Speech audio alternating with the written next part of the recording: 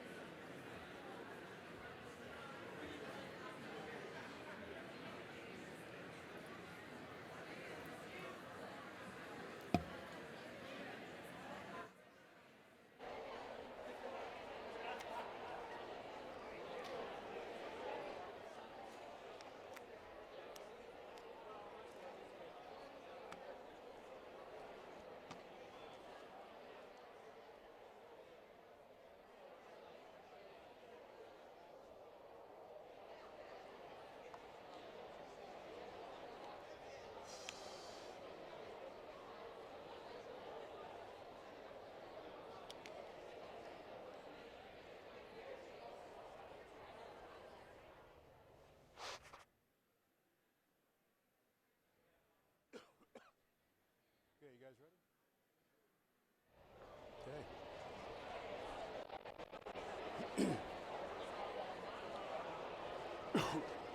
Good morning.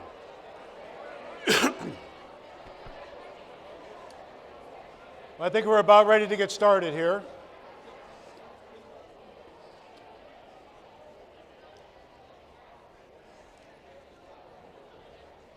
Love to welcome you back to the spring semester, the brand new decade, 2020. It's great to see your faces back on campus. Like I said before, this campus gets a little lonely when you're not here. Love the buzz, love the feeling. So thank you so much for everything you do and coming back and joining us today. We have I'm going to try to keep this as short as possible because we got a lot of important events going on today, and I don't want you to keep you from those. On a more personal note, I have a couple of announcements. On a more personal note, I want to tell you a little bit of a story that we have going on within my family at the house. Since about May or so, Libby and the girls, Libby, Mark, can we get a dog? Another dog. We already have Pi. Some of you know Pi, good guy. Can we get another dog? No. Can we get another dog? No. Can we get another dog? No. So pretty soon she dispatched the girls, and the girls, Dad, can we get a dog? Can we get another dog? Can we get another dog? And finally I said, no, I don't even want to talk about it. Please appreciate my feelings and my opinions and respect my authority. We're not getting a dog. So anyway, Lib got a dog over the Christmas break. And this is a picture of the little dog. No, hey, no. No, please don't. Libby's somewhere in the audience. You're just empowering her. Please don't do that, okay? But this is little Evie. Her and Pi are not seeing eye to eye in many different ways right now. But that's our dog. It's still a point of contention in our house. We're now in that mode of taking cute pictures of the dog, Texas and so forth. Again, please do not feed the beast. Please don't make that happen. I'm not happy about it. When Libby was gone, the girls are gone. I started my own line of pictures. Here's one of them right here that we have that are my pictures that we're going to try to remedy this situation as much as we can. So we'll leave it at that, okay? So on to business. Here we have the first announcement we have is we have cocoa and cocktails today. Yay! 3 to 5 p.m. Rec Center gym like we had last year. It promises to be a great event like we had last year. Appreciate all your attendance. I made sure that we reached out to all supervisors saying, hey, let's get your people there and let's take advantage of this. I think we found our Christmas card for the next year here for the institution, the next decade or so. And, leading off with puppy jokes and Daryl Peace and Sam Walker tied up in Christmas lights is not probably the worst start of any assembly ever at this institution, okay? But we'll try to plow forward as best we can, okay? Announcement, Nursing and Health Sciences Building grand opening has been scheduled.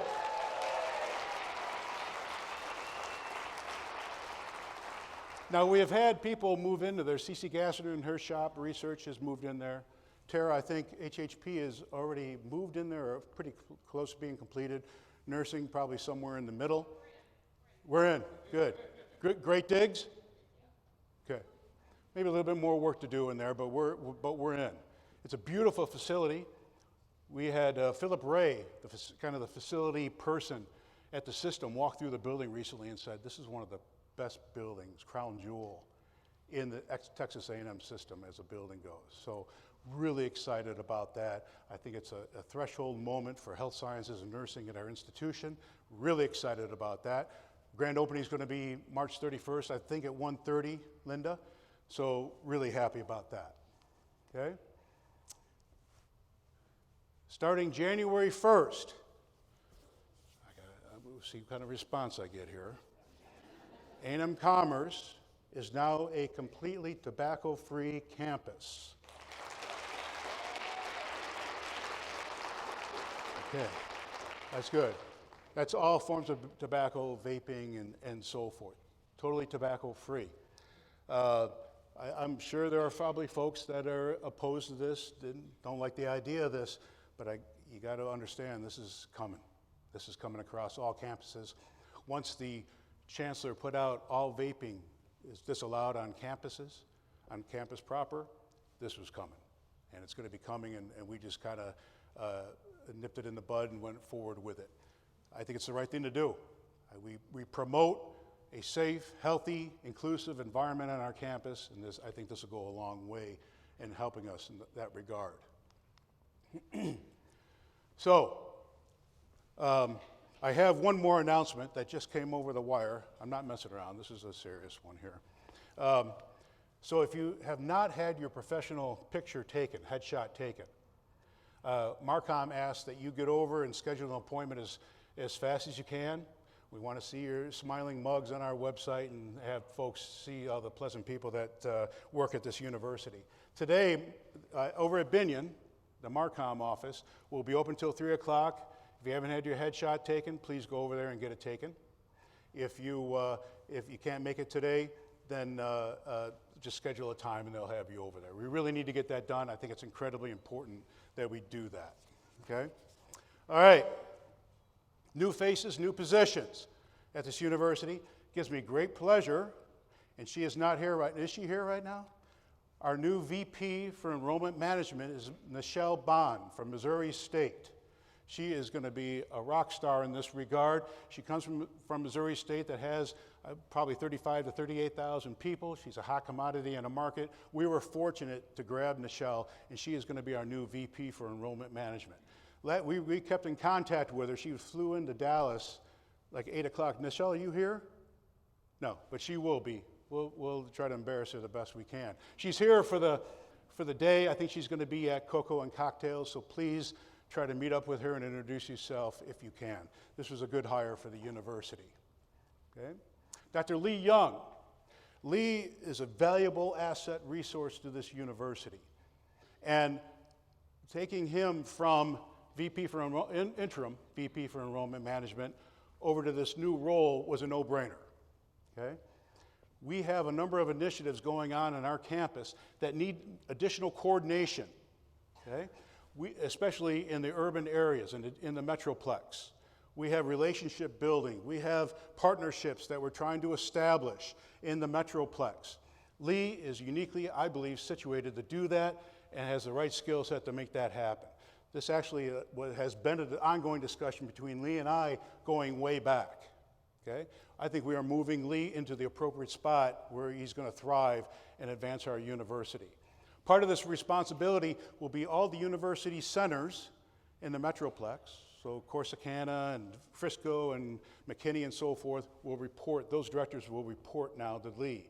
And based upon his expertise in enrollment management, I see no reason why we should not be focused on growing the enrollment at these university centers and create a place where a student in the Metroplex has options besides just coming up to Commerce to be able to take classes in any one of these centers. So very excited about that. Okay, a new Chief Compliance Officer, Ethics and Compliance Officer is Caitlin Severance.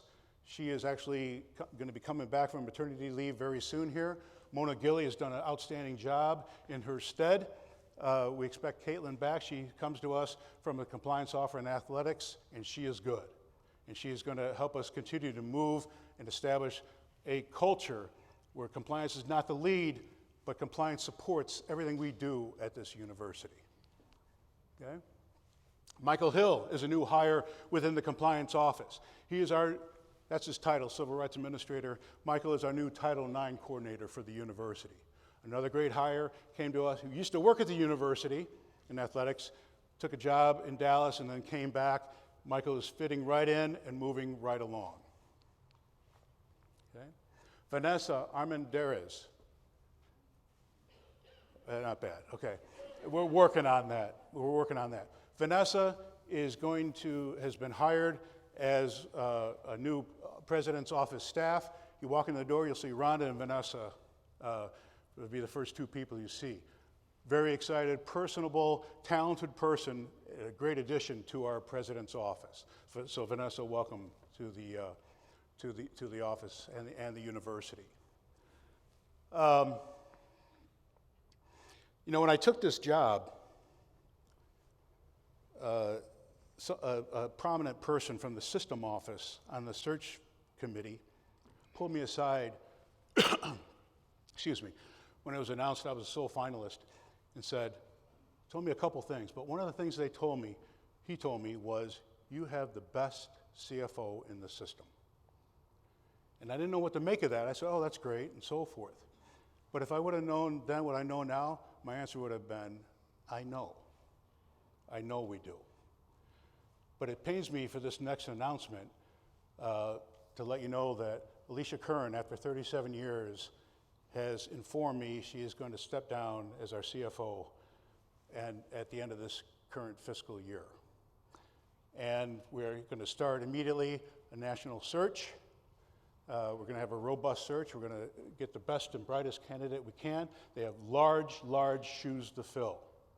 So Alicia, on behalf of the university, I'd like to thank you for your years of service. There will be other going away parties.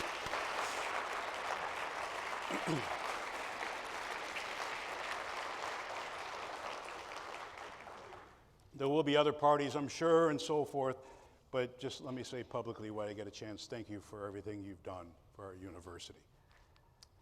Okay, so at this part of the show, I'd love to be able to talk and brag a little bit about our what we've done, what's going on at this university, and it's kind of the cool things we have going on here. And sometimes we focus so much on the university that given day, that sometimes we lose focus on the students and the graduates that we produce and that go on to do great things at this in their work or wherever that may be. We had an instance this year where we had Mr. Eric Hale, an A&M Commerce grad, who works currently at David Burnett Elementary School in the Dallas ISD system, who was awarded the 2019 Quinn Smith National Urban Educator of the Year Award. That deserves a round of applause.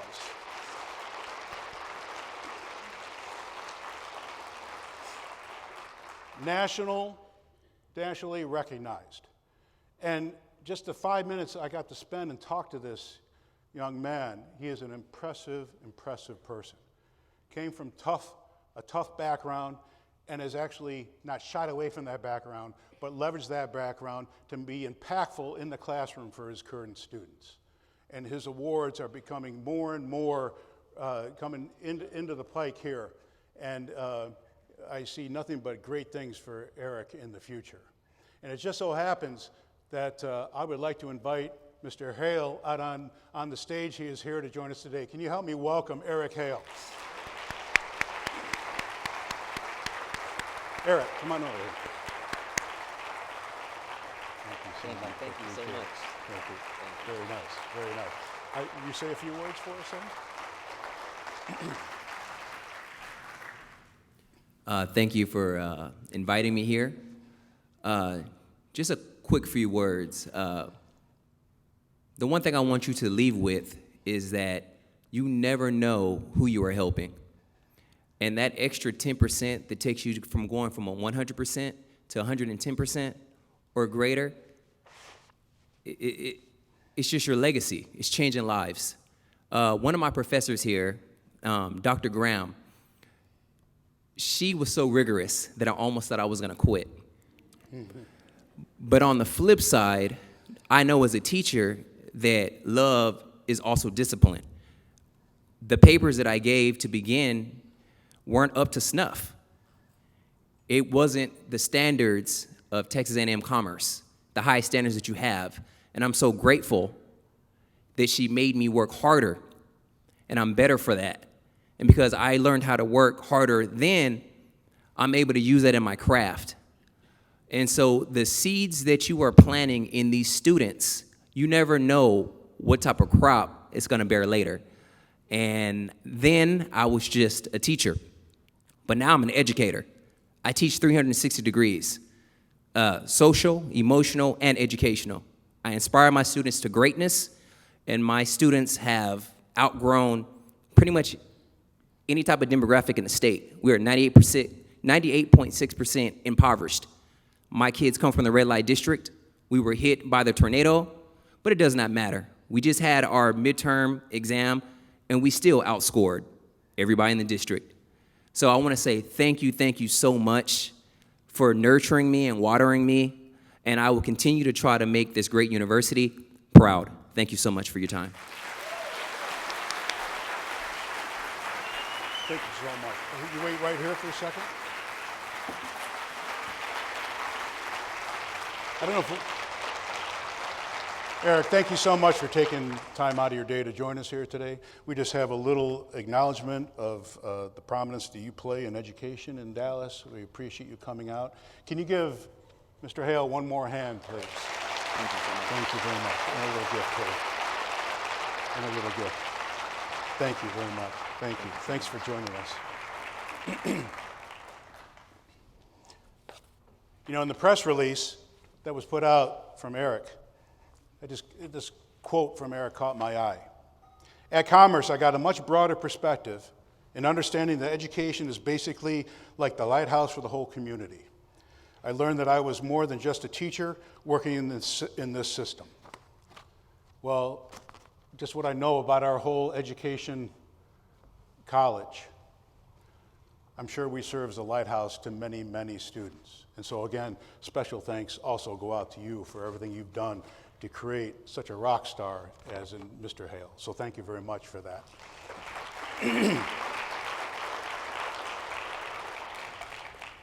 Okay, on to other things. So we just got awarded a U.S. Prep Coalition Grant Award. And this is a re-up from this award that was Jennifer, Juan, and Laura are from College of Education, are PIs and co-PIs on this grant. And as you can see here, it's an evidence-based research that focuses on teacher preparation. But it trains and it educates teachers and candidates that are historically underserved, Native Americans, Latinx, African American students, and so forth. This is a big deal. This is yet another example of A&M Commerce having that pioneering spirit in trying and looking at and researching a new evaluation method for our teachers and teacher prep within the state, within the nation. So Jen, Juan, Laura, thank you very much for that. That's a great kudo for our college. Absolutely.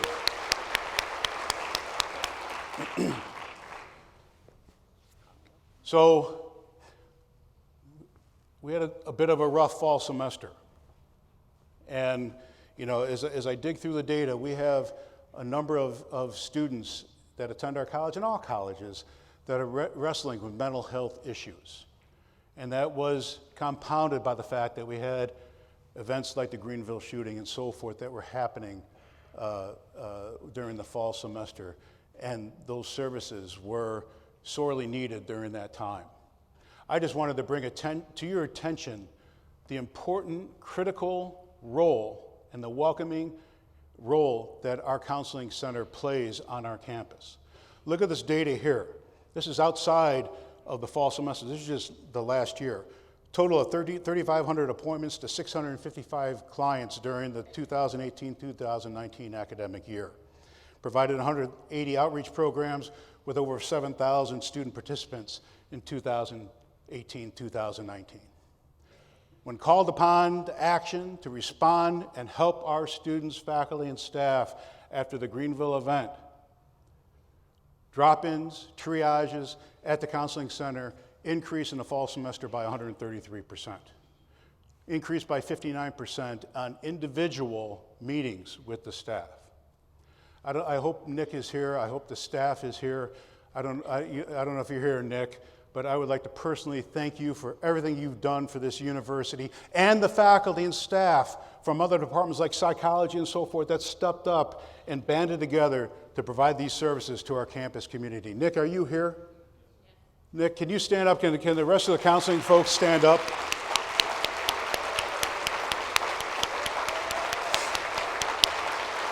Good job.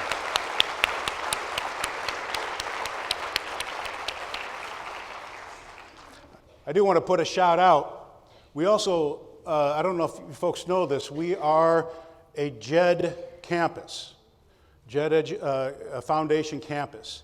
And it's essentially a comprehensive program that provides programs and policies that build support for mental health programs, suicide prevention, substance abuse, and so forth. We are designated as a JED campus. I may get these words kind of right there, Nick, but we have a committee that's set up, that's co-chaired by Nick Patras and Autumn Johnson, that are doing a bang-up job. There's a rhyme to the madness of what it encompasses under a JED campus, but we know, if nothing else, the JED designation says that we are committed and place a premium on the mental health, the favorable mental health of our students and our campus. So congratulations on that designation. I know that Nick and his staff have brochures or a one-pager they want to pass out as you leave. I hope you take that. I hope you take a look at it. And if you have any questions, please reach out to our counseling center for any questions you may have. Okay? Operation Blue and Gold. I don't know, this happens every year. And I've gone the last couple times I've had the opportunity to go, but this one was special. Okay? This one was special. Total of 250 faculty, students, and staff working on 25 different projects in the Commerce area. And this happened just a number of months ago. It was a packed house. And I can't tell you how well organized, how well it was attended, how much fun everyone was having. That can be attributed to Katie Williams and Krista Hardiman Echem that have played a pivotal role in pulling this off. Mayor, you can't see that picture. All you can see is the mass of people. But the Mayor of Commerce, Wyman Williams, is in the middle of that. And I can't tell you how gracious and thankful Wyman was that the university stepped up like this and offered that type of support to sorely needed projects throughout the city. The thing remarkable about this is last year, that working on 25 projects, last year was 8 projects. And so it continues to get bigger and better as we move along, and it really creates this vibrancy and a spirit of collaboration with the community that is so critically important in what universities do. I also threw some data up there. From January 2019 to December 2019, about 481 students participated in some type of community service with well over 10,000 total hours logged. The interesting thing about this is they ran some economic analyses on this, and that resulted in those 481 students and those hours resulted in about $242,000 of economic impact to the city of Commerce and the surrounding areas. So Katie, Crystal, our students, great job in that regard.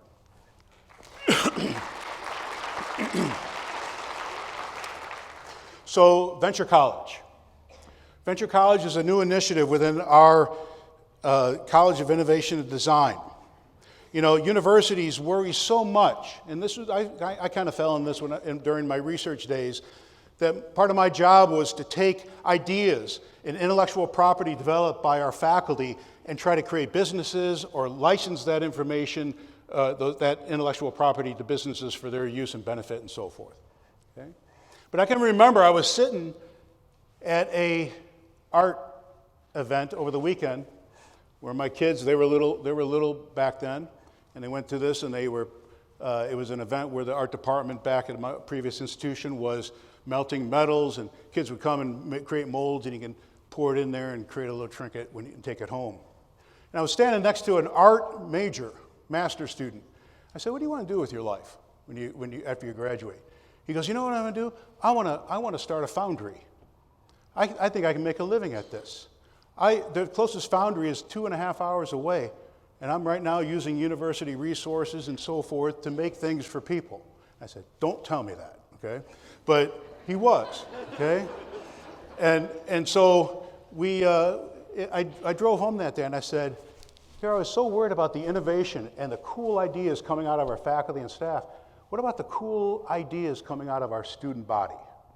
They have ideas, regardless of discipline. You don't need to be a business major to have an idea for a company or a nonprofit, okay? So let's create an initiative at A&M Commerce where we take students with ideas and we put them together with industry representatives, people who have started their own businesses for mentorship purposes, and let's help them advance their ideas. Okay? Let them help them start their own business. Let's help them start their own nonprofit. And I couldn't think of a better person to put in charge of this initiative than Mario Hayek in a College of Business, who has started multiple companies on his own and knows the grief and the restless nights that it takes to start your own company. Now, right now, Mario has about 20 students in Venture College working on about 15 different projects, startup companies, okay? And it spans the gamut of disciplines, not just business majors, but majors from across all disciplines that are working on their ideas, that are working on networking, talking to the right people to advance their ideas, working with the mentors, and so forth. This picture represents a kind of a grand opening of Venture College and this subgroup called the Aurora Project that has to do with these startups, that was held at the North Dallas Chamber of Commerce. We had a great turnout. We invited an initial group of industry people, potential investors in these companies, to listen to these students pitch, make pitches about their job, about their companies they're interested in. Mario has told me that this Venture College has about $630,000 out pending in grants to support this initiative, with another 100 plus another grant that's going to be written. I'm really excited about this initiative. Okay? Right now, it's not for credit. Essentially, it's an extracurricular activity at this university that it takes a whole different mindset of a student to say, I want to do this. A totally different breed of cat. Okay? And so we are going to continue to nurture this. I'm excited about it. People are looking at it differently, saying, oh, this is cool. Right? And the interesting thing is that at the end of the day, the outcome, the final metric, is not necessarily how many businesses do you start. The metric is what kind of skills are we creating and offering our students, the skill development in terms of networking, communication, and marketing, and analytics, and so forth. Those are the skills that people see. And those are the skills they want to develop. In my previous experience with something like this somewhere else, we didn't really worry about the businesses. And part of the reason is because these entrepreneurs that were called upon to be the industry folks that were mentoring, they started plucking these kids out. We want to hire you. You remind me a lot of myself. I wanted you to come work for me. Okay? And maybe some of those ideas never saw the light of day. So I'm really excited about this. I think one of the major milestones, next step in this, is that we have a Lion, help me out. What is it? Lion of Innovation Showcase. Lion of Innovation Showcase that will create a competition and a presentation of these ideas. Not only our venture college students, but Mario has informed me he's going to bring in high school students and other students from across the university to compete for decent money, $10,000 to $15,000 in the pot, to make the pitch and make investments in their ideas. So another great initiative at this university. Mario, great job so far on this initiative.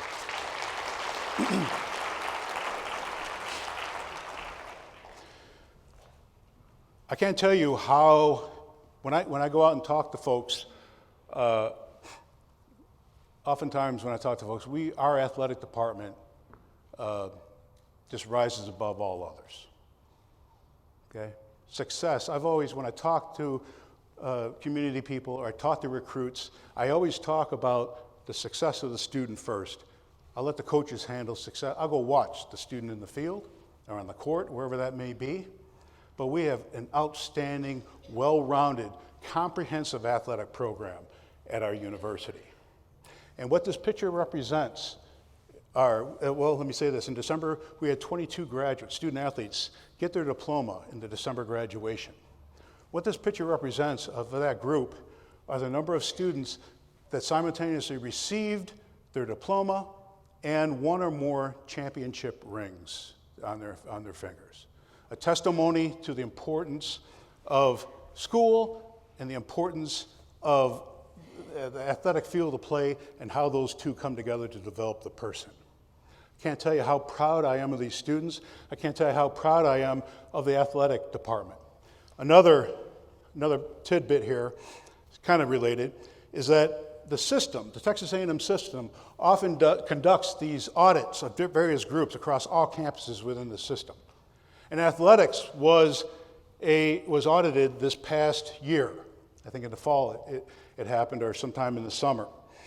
And the audit team from the system gives ratings, code 1 through code 4. Code 4 is, that's problematic, okay? And people like Mark Rudin have to go in front of the Board of Regents and testify how are we remediating this situation at the university. Code 1 is a pristine audit finding, okay? No issues here. And not a very common occurrence at all, okay? This past year, our athletics department received a Code 1 rating from our system. A tremendous job.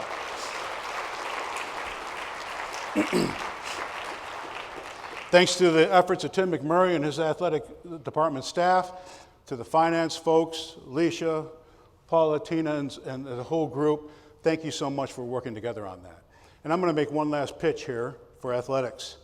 I can't tell you how exciting it is to have, and more importantly, how exciting it is to watch our women's basketball team, our 5th ranked women's national in the national basketball team. Absolutely.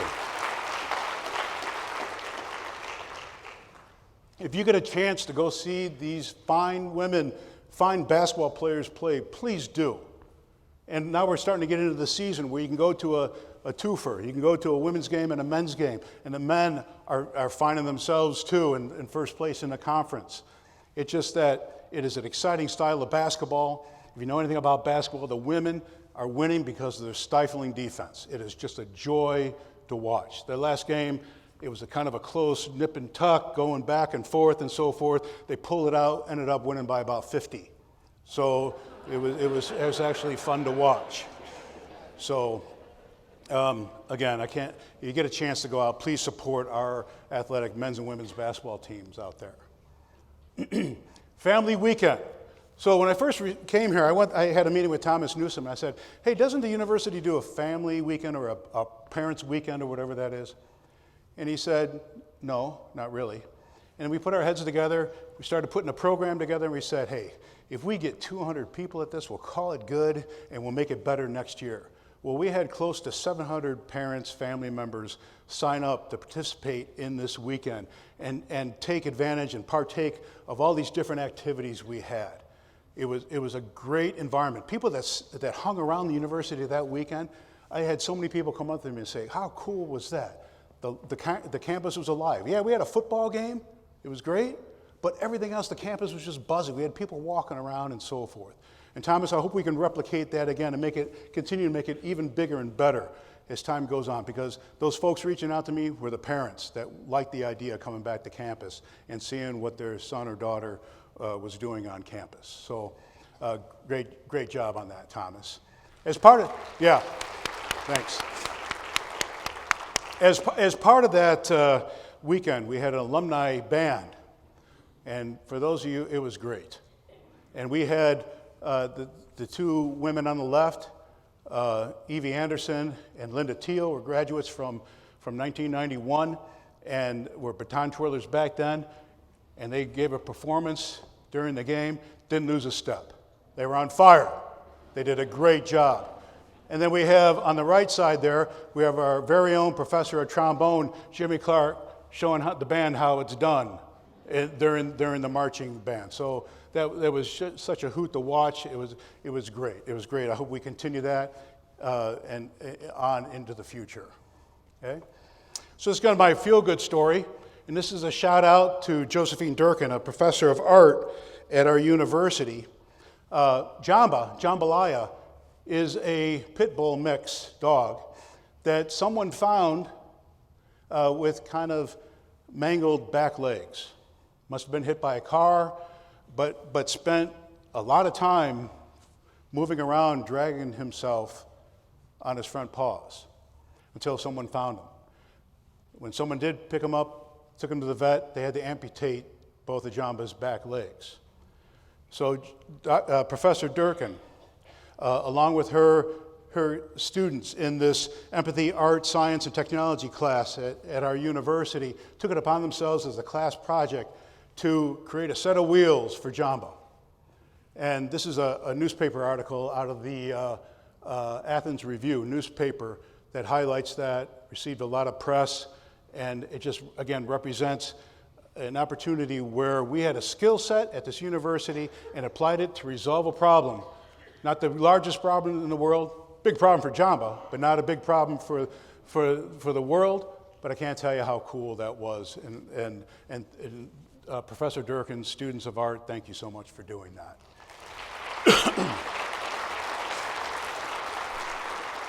Advancement. Okay. We are doing a great job in advancement. If you take a look at our annual average of cash and total gifts coming in, and average that over the last 10 years, this current year, or this past year, we had a 31% increase in total gifts and a 47% increase in total cash, with an endowment of just over $26 million. Okay? It's not enough.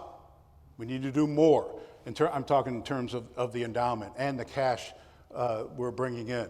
Our advancement team is a great team. They're doing a great job out there, but we need all hands on deck. And we particularly need all hands on deck because we are going to start the capital campaign. And there's going to be a number of years where this capital campaign will be started. It'll be in the silent phase. And I'm talking to Katuri about this. She is already working with leadership, giving training to the deans, coming to departments. And she says the reception has been extremely positive. Okay? I think there's certain people around campus that are effective fundraisers, and maybe they just don't know it. Okay? The deans, certainly. But faculty, I'm kind of looking at you now. Donors with passions in various areas want to hear from you. They want to hear from you, the person that is on the front lines with these students and doing neat research that impacts our world around us. They want to hear what your passions are, what is near and dear to you, and see if we can make that kind of connection. So please know, I'm just planting the seed along with advancement, that we will be reaching out to campus, and it's going to be all hands on deck for this capital campaign coming up. And I appreciate any effort, any interest you may have in that to help us move this forward. We can't do it without you. So, okay, diversity, equity, and inclusion. I always have to put a couple slides in there, okay? So I'll resurrect this slide from the fall assembly with one addition. Here's kind of what the DEI committee is working on, with the addition of the first one. As you all know, we did this civility engagement survey earlier on in the fall semester. Those results are sitting right now with the DEI committee, and I'm asking them to make a recommendation on what to do with those results. One of the recommendations I don't want is let's put it on the shelf and let's worry about doing the next one, okay? I want to take those results, and I believe there's actionable items from those results, and I need DEI's help, the committee's help, to operationalize and make those results actionable. So that's one of the charges to the DEI committee. The big three topics that the committee was considering: disproportionate level of diversity at various ranks of the university. They're going to be addressing that. That's probably a longer-term sustained effort. Lack of acceptance of diverse cultures. We have initiated cultural intelligence training to a group, and we're trying to figure out right now, how do we scale that up for the rest of campus? Okay? How do we scale up when you have diverse people in your classroom or in your staff or whatever that may be? How do you create this inclusive environment that allows everyone to be energized to work together to move the unit or the classroom forward? And with an appreciation of different backgrounds, ethnicities, races, gender, and so forth. How do you bring that together, and how do you start to develop an appreciation for that? And then incivility and lack of trust, we have started these civility training through Dale Carnegie. I think we've been to 2 or 3 of these. We're going to continue through the rest of this fiscal year and see where that takes us after this fiscal year. Okay? I am encouraged that the committee has put together a civility statement, our commitment to civility, and I'm even more encouraged that individual departments, our office, but also academic departments, have taken this and customized it a little bit, tweaked it a little bit, and created their own departmental statements on civility. Expectations that we have in our workplace to how we conduct ourselves and how we conduct our business. That is so cool, okay?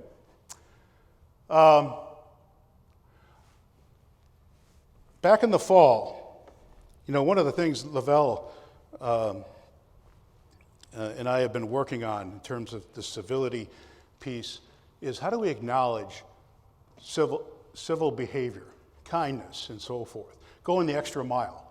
We developed these civility ambassador shirts and so forth and said, let's award that to someone that went above and beyond. Well, the very first one out of the block was this young woman, Jade Young.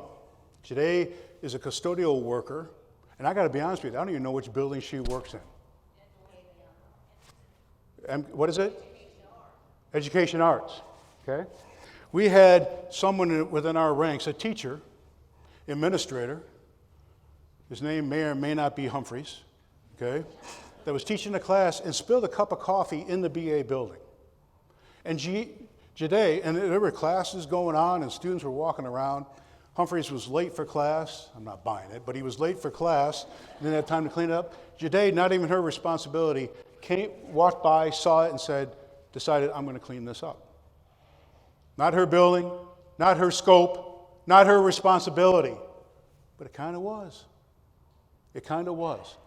Jade went above and beyond her responsibility for the betterment of the university, cleaned up the spill, created what could have potentially been a health hazard for our students slipping on things, and went above and beyond.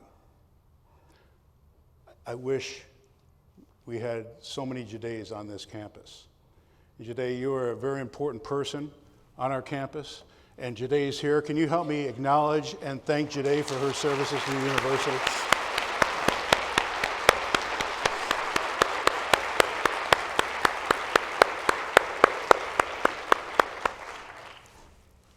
It's great to have you in our Lion family, Jade. Thank you for everything.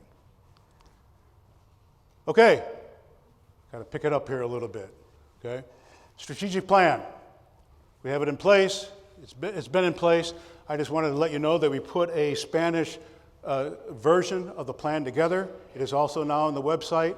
Also have hard copies. We have 1 million of them in our office. We can provide those anytime you need.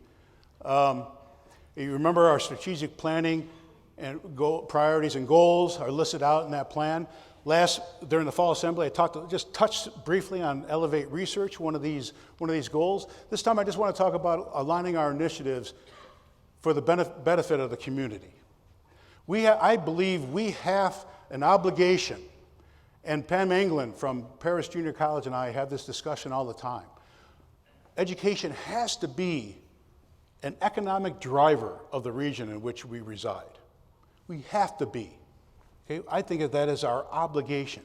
We have talent, we have assets, we have resources, we have facilities and so forth that could help benefit our community. I want to create an environment, and we have a lot of this going on already. I talked to you about Frank Smith and the work he was doing down in Farmersville at broadband and so forth. And even the Jamba example and so on. I think we have an obligation to tell the community we are open for business. How can we help? Okay? We do a lot of we need your money to the community. We need you to come in and give lectures and so forth. But we have to give back. Okay? So that is essentially what we're trying to accomplish here. We also say here that in terms of we're the hub for educational opportunities and we want to cultivate partnerships. We have been really busy cultivating partnerships, academic, educational partnerships with a variety of community college, Collin, Grayson. We're in the discussion right now with Trinity Valley and Cedar Valley and Eastfield and so forth. We are actively pursuing these partnerships to enhance the education within our region. Again, our obligation. Okay? Please think in those regards. I would love to have a discussion with you if you have an idea on how we better advance not the university necessarily, but advance our community. I would love to hear from you and have that discussion with you. Okay? These are currently the enrollment, hot off the press. Hot off the press, January 8th, actually 1 day late. Okay? So this is our enrollment values here. We are down right now about 231 students where we were last year for a decrease of about 2.17%. This is the kind of the magic number though. We don't want this to be negative, and it actually looking, for right now, kind of positive. Increase in 1.74% increase in credit hours. That's good. That's our funding. That's our funding base. Okay? Still a little bit worried about some of the students we're losing at both the undergraduate and graduate level. And we've sort of taken it upon ourselves as an institution. How do we address this? And if you remember, if I roll out our initiatives from the fall assembly, one of these was the establishment of student success teams. And so now we have actually set these teams up. And let me just tell you, if I haven't had a chance, I'll make it quick. These are teams that have been assigned to each individual academic college at this university. Okay? And the teams consist of 3 people. Okay? And this is going to be headquartered out of Thomas Newsom's house as interim VP for student success and dean of students, housed under his shop. Each of these teams have right now 3 people. Excuse me. Financial aid person. Financial aid will still report now to Michelle, but they will be matrixed out to each of the individual colleges. There will be someone in the financial aid office in the College of Ag or Science and Engineering and so forth, each of the individual colleges, to answer questions. Okay? We'll maintain and keep a more robust academic advising presence there. So academic advisors will be part of this team. And then the third person on this team, and I'm going to keep this name because I kind of like it, is kind of this person we're calling a concierge, academic concierge. Okay? What else can I do to help you out? Okay? I'm not going to do it for you. I just want to know what can I do to help you out. Okay? Is it research compliance? Is it bursar's office? Is it accounts payable? How can I help you solve problems? Okay? This is an attempt to be an intrusive, not just intrusive advisement, but being intrusive in our students' lives. One thing I've noticed about going back to these numbers here is that these 221 students, I'm betting that some of these students may have received poor grades or have a pending bill they just can't pay. And what's unique about this institution, and maybe as I talk to more and more people, maybe not so unique just about our institution, is that when that happens, life happens to these kids, they're out. No forwarding address, no nothing. I'm out of there. Okay? I'm challenging these teams, and in particular, Katrina Watkins, who's going to be the director of our academic concierge folks, okay, and Christina Nichols, who's going to be the director of our academic advisors, along with Janine Gibson, associate director, to get to know the students. I want to stop the discussion about recruitment, okay, and retention, and make it more about relationship building with these students. Okay? How do I know? My hope and expectation, come fall, these 221 students, or whatever the number is then, I can go to Katrina or I can go to Christina and say, hey, yeah, I know, I got it. I know where the 47 are, what exactly every one of them's doing in the College of Ag. I know what they're doing over in Chesa and so forth.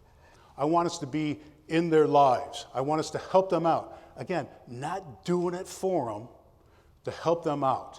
Okay? Provide those wraparound services that are so incredibly important for nowadays and the students that we serve. Okay? I have told the teams, I want to make this perfectly clear. I have told the teams that you play an important role and help with our retention. Okay? And you're on the front lines. But if a student ever suggests or wants to meet with a faculty member, get out of the way. I do not want to lose that interaction between faculty and our students. That's not the intent of this. It's not the intent of our student success teams to supplant that. That is such an incredibly valuable relationship. And a relationship, much like Eric Hale just told you, that plays, and people have a long memory about that faculty member that saw me through that. I don't want to lose that. And faculty, if you think we're losing that, let's talk about that. Okay? But that's not the intent, and that's not the intent of these teams. Okay? So, this is the list. Initiatives for 19 and 20. We create this, again, resurrected from the fall assembly. Great student success teams. We continue to reach out to independent school districts in the region, being very strategic about that. I'm thankful for the help of Ron Price and Danielle Davis and Abby Harper and Lee Young in making this, I feel like, positioning ourselves to be successful come fall in terms of enrollment. These educational and ag academies, the College of Agricultural Sciences partnership with AgriLife, and our university centers, that is going to be kind of the job description of Lee Young. Now, Lee Young is not going to do this alone. Lee Young is going to partner with C.C. Gassner and the academic deans to carry out these various initiatives in the Metroplex, okay? And they're going to be supportive of one another. Lee has a great enrollment management background. Again, I think there's opportunities, whether it's McKinney or Frisco. We're just offering 4 new programs, BS programs in business at the Frisco campus. There's no reason why we should have many, many students enrolled in that and make a concerted effort to recruit and retain students in those programs. Okay? Dean Donovan's done a great job at advancing computer science and cybersecurity at RELIS. We made 2 great hires of young bucks down in RELIS in computer science. Brent's doing probably down in RELIS every week, at least, maybe too many times. But RELIS is an extremely important initiative for the chancellor. And I told the chancellor personally, A&M Commerce is going to step up and support that in computer science. And then finally, expand competency-based education. I think the sky's the limit for CBE. When we talk to various people, in fact, we had a meeting with the Greater Texas Foundation yesterday trying to make initial soft pitch to say, hey, what would you guys consider funding? And the two things that floated to the top were the student success teams and the expansion of competency-based education, which is a great tool to help adult learners and adults that have dropped out of school that may need to get back into school and help them get their degree. Okay? So we're really excited about all these various initiatives. So, always try to give a little bit of a rah-rah speech at the end of this. I'm not going to do that. All I'm going to do is personally tell you thank you for everything you do. I know everyone works hard in this auditorium and across campus, and the results are being seen in the students that we are producing and the students that we currently have on campus. I can't tell you what a joy it is to work with each and every one of you and how proud I am to be associated with you. So on behalf of the university, thank you for everything you do, and let's have a great spring semester, and go Lions. Thank you very much.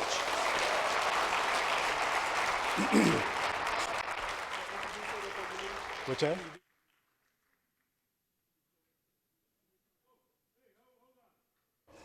Oh, hey, just turn around real quick. Is Nichelle here? Hey, Nichelle. Just stand up. This is Nichelle Bond. She's going to be with us for the next day or so. VP for Enrollment Management. Thank you. Thanks, Nichelle. Okay, you can go. Thank you.